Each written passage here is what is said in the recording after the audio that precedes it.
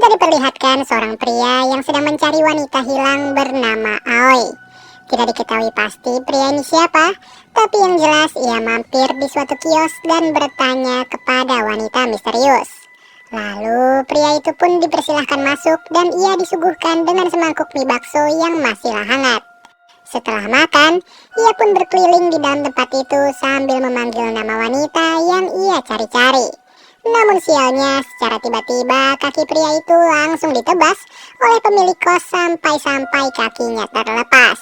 Tidak sampai di situ, jari-jari tangan dari pria tersebut juga ditancap dengan paku satu persatu tanpa ampun. Esok paginya, kios itu kembali dihampiri lagi oleh seorang bapak-bapak yang kali ini berniat untuk menagih hutang.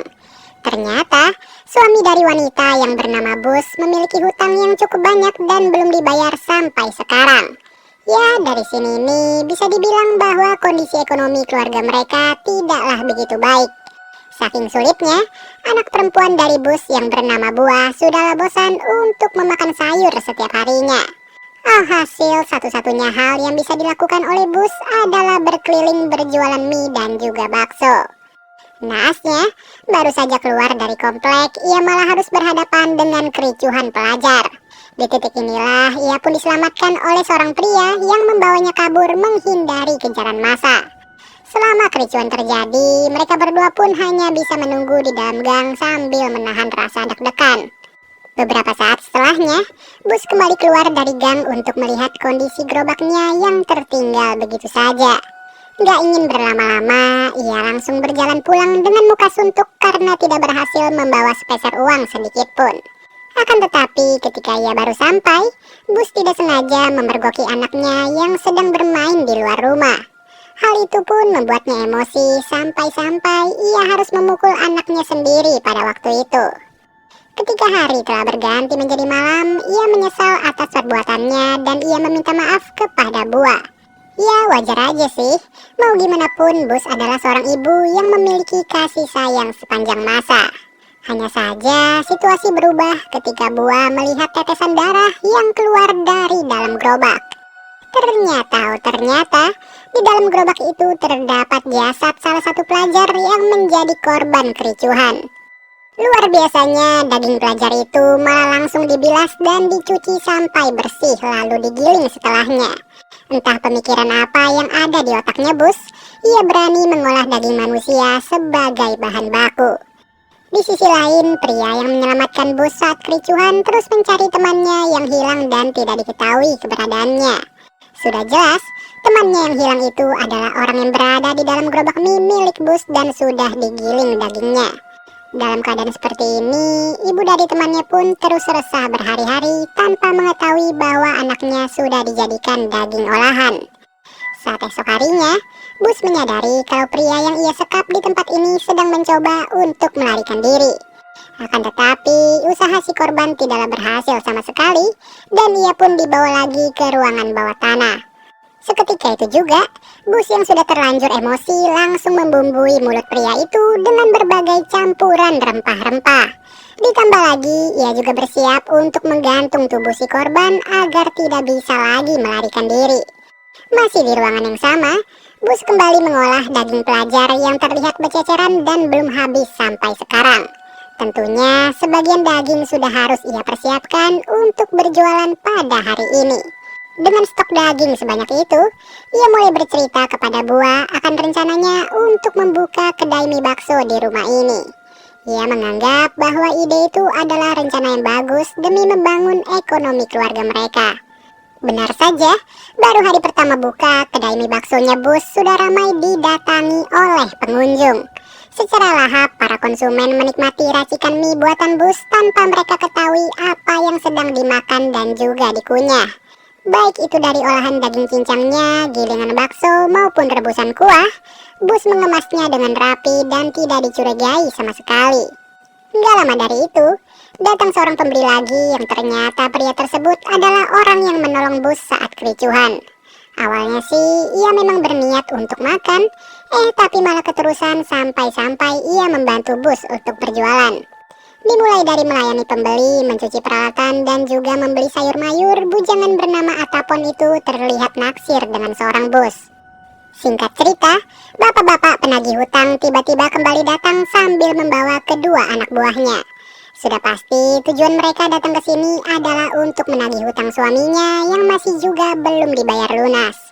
Tapi sebelum itu, bos sengaja menjamu mereka bertiga dengan 3 mangkuk mie yang pastinya tidak bisa ditolak sama sekali. Dengan senang hati, mereka menyantap makanan itu tanpa jeda sedikit pun, dan bahkan salah satu dari mereka mengakui kalau mie bakso buatan bos benar-benar luar biasa rasanya. Naasnya, makanan itu akan menjadi makanan yang terakhir bagi mereka karena ketiganya langsung dihabisi oleh bos ketika lagi makan.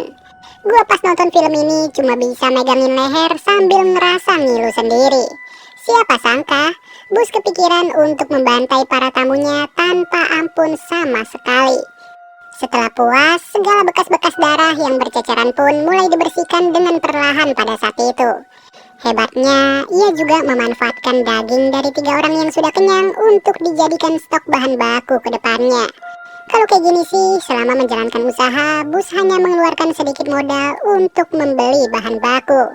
Ya, bisa kalian lihat sendiri, daging dan organ sebegitu banyak membuat bos bisa nyetok sampai beberapa bulan. Di sela-sela kesibukannya, Atapon mampir lagi ke kios milik bos untuk bertemu dengannya yang kesekian kali. Hanya saja, kali ini Atapon tidak sadar bahwa wanita yang ia taksir baru saja membantai manusia. Beberapa jam kemudian, Atapon yang mampir ke kios bos baru saja kelar nempel-nempel berduaan. Karena penasaran dengan isi rumah ini, ia pun meniatkan diri untuk pergi ke halaman belakang rumah. Namun mengejutkannya, Atapon yang tidak sengaja membuka gentong air malah melihat jasad anak perempuan yang sudah membusuk. Tidak lain tidak bukan, sosok itu adalah satu-satunya anak perempuan bos yang bernama Bua. Celakanya, bos sama sekali tidak kaget mengenai hal itu karena ia menganggap Bua masihlah hidup sampai sekarang. Dari sinilah sudah jelas bahwa selama ini sosok Bua yang kita lihat bukanlah Bua yang sesungguhnya, melainkan itu hanyalah sebuah boneka yang dianggap oleh bos sebagai sosok dari anaknya yang sudah meninggal. Dengan kata lain, selama ini Bua tidak lagi hidup dan bos mengalami depresi yang luar biasa. Itu semua diawali karena Bua tidak sengaja mengintip ayahnya yang sedang selingkuh dengan babysitter bernama Aoi. Karena tidak terima, ayahnya pun mengajak Aoi untuk menjorokkan kepala Bua ke dalam gentong air sampai-sampai tidak bernafas. Akan tetapi, kejadian itu diketahui oleh bos sendiri dan ia pun langsung membantai suaminya serta si babysitter. Bahkan, keduanya langsung disekap oleh bos di dalam rumah dengan kondisi tubuh yang dipenuhi lumuran darah. Itulah mengapa pria yang ada di awal film mencari-cari wanita bernama Aoi. Karena ternyata Aoi adalah babysitter dari Bua yang sudah kepergok selingkuh dan nyawanya sedang terancam. Bisa dibilang Atapon sendiri juga tidak mengetahui bahwa bos sudah memiliki seorang anak. Ya wajar aja sih, karena selama ini ia tidak pernah sedikit pun melihat keberadaan Bua yang nyatanya sudah meninggal. Maka dari itulah, sifat asli Atapon sudahlah keluar setelah ia melihat bos yang tidak terlihat begitu normal. Parahnya lagi, ia malah kembali mendekati perempuan lain bernama Nit yang tentunya jauh lebih muda daripada bos. Emang benar-benar ya, jurus playboy cap kapak langsung dikeluarin sama Atapon sendiri. Di sisi lain, pria yang mencari keberadaan Aoi mulai mencoba lagi melarikan diri. Namun kali ini, ia benar-benar berhasil mencari Aoi setelah melihat jasad wanita itu sedang digerogoti oleh suaminya bos. Ditambah lagi, ia sendiri tidak berhasil kabur dan bos langsung menebas jari pria tersebut sampai putus seputus-putusnya.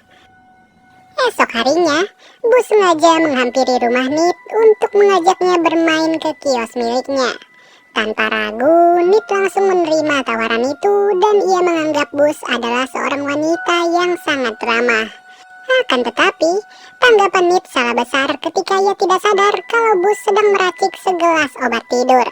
Celakanya, obat tidur itu pun malah diminum oleh Nit sendiri sampai-sampai ia terbangun di dalam sebuah lemari penyimpan daging.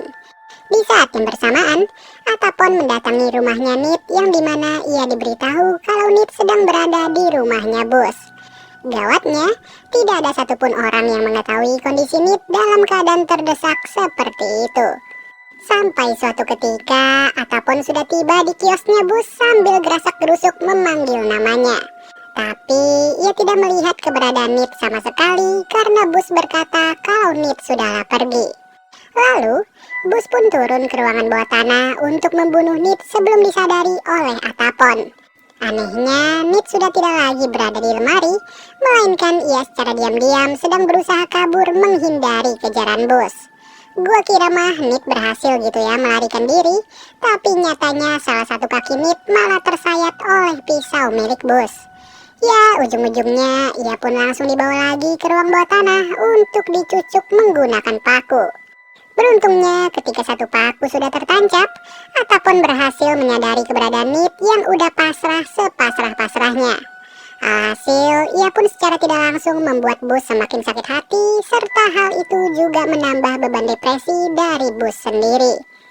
Bus memutuskan untuk pergi sejauh-jauhnya dari rumah dan berjalan tanpa arah sama sekali.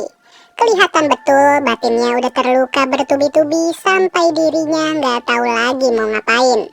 Di titik inilah, kita pun diajak flashback ke masa kecilnya Bus yang ternyata sudah membuat mentalnya hancur.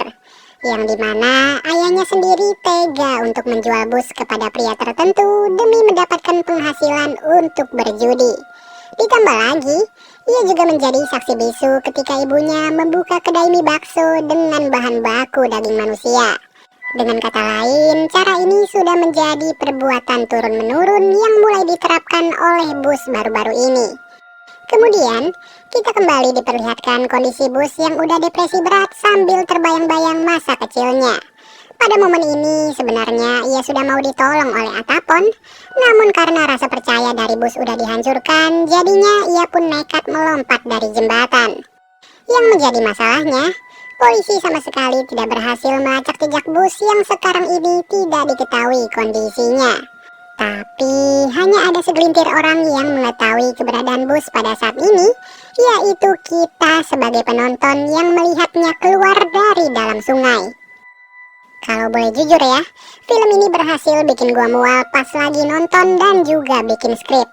Ya, semoga aja sih kalian gak nonton ini saat lagi makan ya guys, karena gua gak mau kalian muntah secara tiba-tiba. Oke deh guys, mungkin segini aja pembahasan dari film The Meat Grinder. Sampai bertemu lagi di video berikutnya. Gua Nandi cabut dulu. Dadah.